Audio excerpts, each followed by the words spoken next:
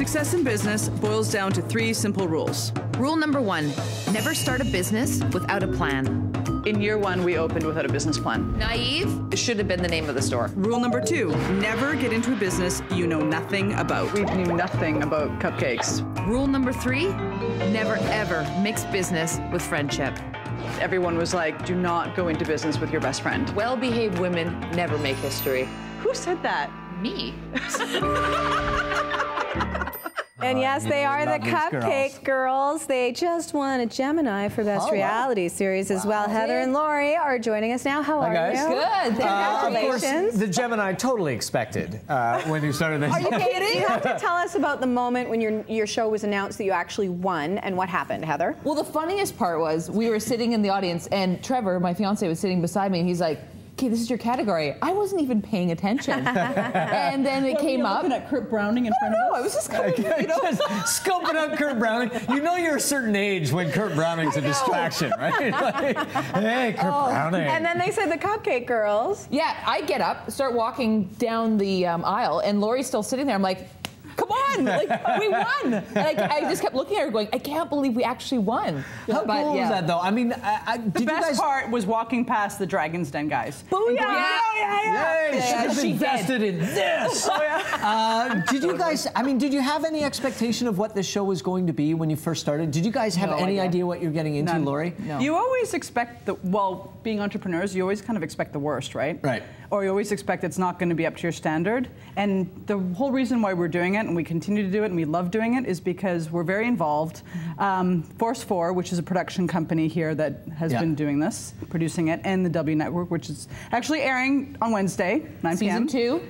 They're business women. Of course they're plugging themselves. Wow. Yeah. They have been great, and that makes a huge difference. Yes. You know, we're all working together to make the show what it is, it's and so we very have fun. Reflective of you guys. Like, your personalities are like, Amplified. it's you guys. You know, but not really. I mean, us, really. You're kind of You guys right? are like that. No, we actually really have. There's a lot of banter that goes on between us throughout the show, and a lot of people will write in or email us saying, you know, I can't, do you guys actually fight like that? Yeah. Like, we're not fighting. Yeah, we're just talking. sisters. Yeah, exactly. And then they actually see us at Whole Foods, and they're like, oh my God, you actually do that. Yeah. There's 2 people you guys should have a conversation with. The person that's editing the show to find out what it's like to just sit there and listen to your conversations all day long. I think about that all the time. And then the person who does your closed captioning would just be like, Now you guys, you're killing me. These girls are nuts. Reality shows sometimes can be a distraction for people's businesses. You both have children under 1 year. How old is yours, Heather? Like 3 weeks. 3 weeks old? 3 weeks today. How have you managed we're to giving keep, something away, I know, aren't we? The plot of season 2. Season 2, there's so many different twists and turns throughout the That's entire only one little thing? But how do you guys yeah. manage to keep the focus on your business? Because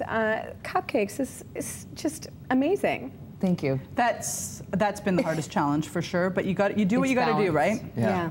But you guys, I was talking about this with you a little bit before, and I was joking because my wife is a businesswoman, and it's really nice to see 2 women that are just doing it. You know what I mean? Like, you've got all these pressures, and women are under a ton of pressure now. Say what you want to say, Mike. Say what you want to say. No. I'm saying it's amazingly admirable and inspirational for women to see a couple of girls that are running their own businesses, that are having kids, that have successful relationships, and they're just kind of doing it, right? That's the #1 reason why we did the show, because it wasn't out there. And so we wanted to be, and we actually are on W Network. We're the first women entrepreneurial docu-soap show that there's out there about women actually running their own business. Yeah, Force 4 actually approached us, and because they liked the concept and they really wanted to see a whole show done about women entrepreneurs. Was it tough for you guys to say yes to it? Because the thought of reality show is very daunting to people when they want to. When you're running a business and you have your life and stuff, having a reality show is really scary. It took me 6 months to sell her on it. Oh, really? And it's true, because you automatically think John and Kate +8. You know, it's just going to be a gong show, a train wreck. That's season 3. But you know what?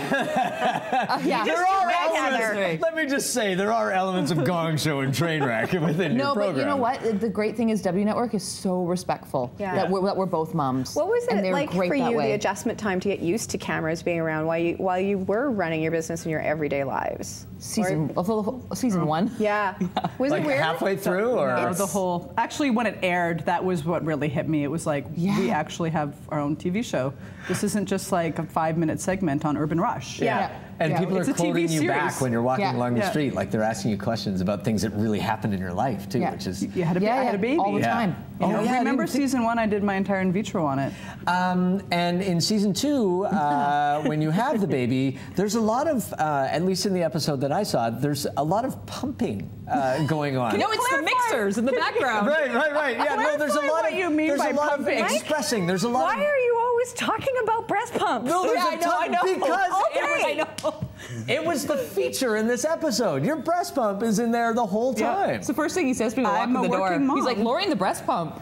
I'm like, yep, Lori and the breast pump. But you're on a phone call and you're hooked up and emailing at the same time. You have to watch season 2 because I think it's so funny how Lori actually does take on, being a mom and, balancing work and every day. So, okay, just wait. There's nothing funny about sleep deprivation. No, there's not. About to go through. Yeah, now you know. I'm like, I'm scared. Well, because of what when this season was being taped, you were sort of making fun of her a little. Not making fun, but you were. Absolutely, I was. Yeah. Okay. You were making fun of her. I wasn't a mom. I had no idea. Yeah. So how have perspectives changed? Yes, Heather. I love this part. How has it changed, Heather? How has your perspective changed now that you're a mom? Really, share. It's your eyes are wide open once you have this baby and you realize that this is no longer your schedule. You are with somebody else. It's their schedule. They determine what happens that day. If you're not. Hey, mommy, it's wake up time. Yeah. Oh yeah.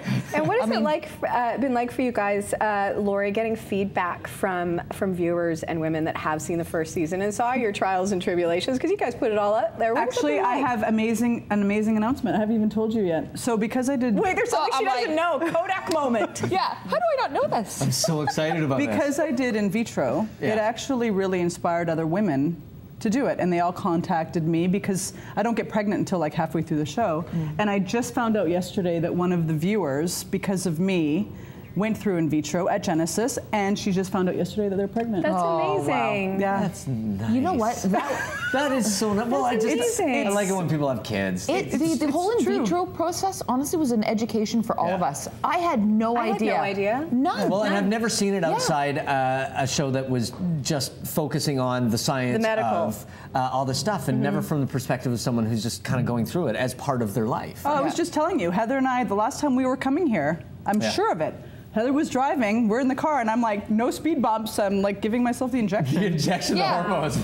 I'm like, we're doing that now, really? I'm like, you have to. That's well, congrats, you guys. Well-deserved success. Season 2 of the Cupcake Girls premieres Wednesday, April the 6th at 9 o'clock on W Network. Don't miss it. How did we not even talk about the Easter Bunny and chickadee and sheep? I'm dying to have one of those right now. Of course she is. Lori's the official taste test person. There we go. Have you smelled these? I can smell them. Have you smelled them?